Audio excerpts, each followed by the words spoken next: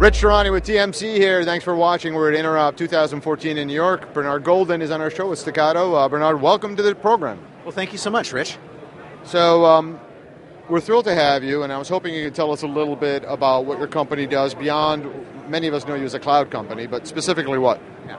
So we enable companies to more rapidly create and deploy applications and help them become more agile in terms of responding to business conditions. So it's not a cloud company then?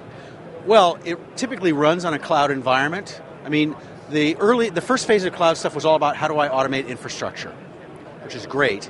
This is all, how do I automate my application development process? How do I get faster at responding to creating applications, rolling them out, managing them? That's what we do. That's the next big bottleneck for IT, and we help solve that. So talk to me about the nuts and bolts of how that gets done. Yeah, so we provide what's called platform as a service, which is a structured environment that helps you develop more rapidly.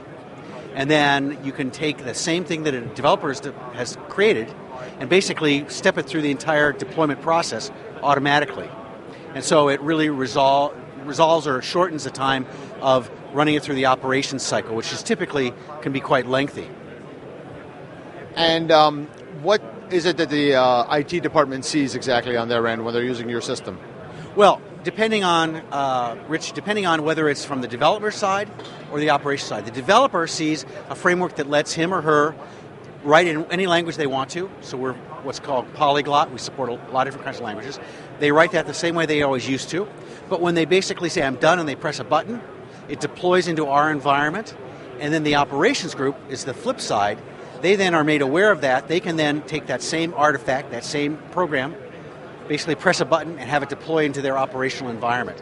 So depending on the role of the person, they might see something slightly different.